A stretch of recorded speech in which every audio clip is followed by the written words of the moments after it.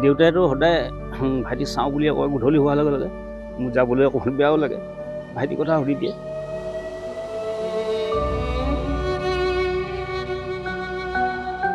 মায়েও সদায় সেই তেনেকৈ মানে পদূলিলৈ চাই গধূলি হয় ভাইটি আহিছে নেকি বুলি।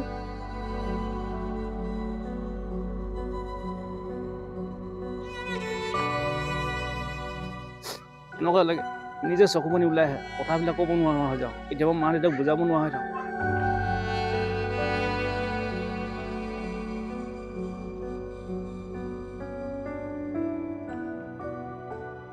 যিটো বিহু আহিছিলে মাঘৰ বিহু, তেখেতক আমি চিনাক্ত কৰিছিলোঁ সেইজনে হয় বুলি। ঢোল বজাইছিলে আগত। ঢোল হয়, তাতো এতিয়া ঢোল ধুনীয়াকৈ তাৰ মাতষাৰো শুনি পাইছোঁ।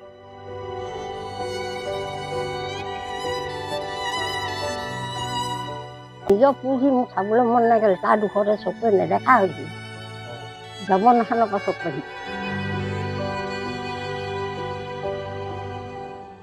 দেউতাইতো সদায় ভাইটি চাওঁ বুলি কয়, গধূলি হোৱাৰ লগে লগে মোৰ যাবলৈ অকণমান বেয়াও লাগে, ভাইটিৰ কথা সুধি দিয়ে। এতিয়া তেখেতে তথাপিও ভাইটি আহিব বুলি তেখেতক সান্তনা দিওঁ, দেউতা তই ভালে থাক, ভাইটি এদিন আহিব নিশ্চয় তোমাক কথা দিব, আহি মাত লগাব, তোমাৰ ভাল হ'ব, এনেকৈ বুলি সান্তনা দিওঁ। মায়েও সদায় সেই তেনেকৈ মানে পদূলিলৈ চাই গধূলি হয় ভাইটি আহিছে নেকি বুলি। কেতিয়াবা মই দোকানৰ পৰা আহিলেও সোধে ভাইটিক কিবা খবৰ পাইছ নেকি, এতিয়াও সুধি থাকে।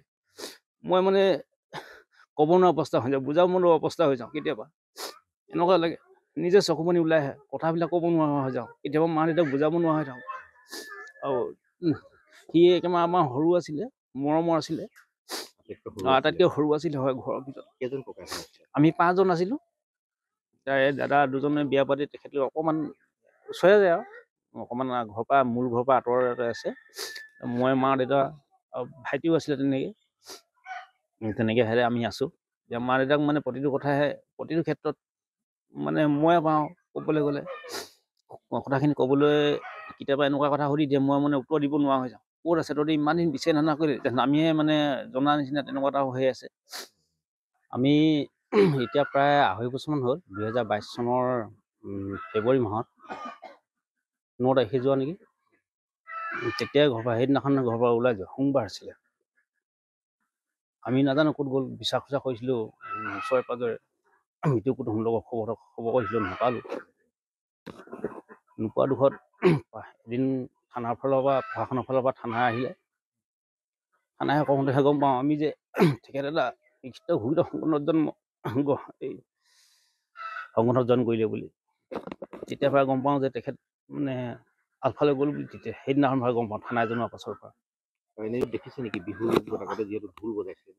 অঁ, ভিডিঅ' মানে প্ৰথম যোৱাৰ পাছত নেক্সট মানে ফেব্ৰুৱাৰী তাৰ নেক্সট যোৱা যিটো বিহু আহিছিলে মাঘৰ বিহু, তেখেতক আমি চিনাক্ত কৰিছিলোঁ সেইজনে হয় বুলি। মোবাইলত দেখি ঢোল বজাইছিলে আগত। ঢোল হয়, তাতো এতিয়া ঢোল ধুনীয়াকৈ তাৰ মাতষাৰো শুনি পাইছোঁ। গোটেই লিডটো যেন তেখেতে লৈ আছে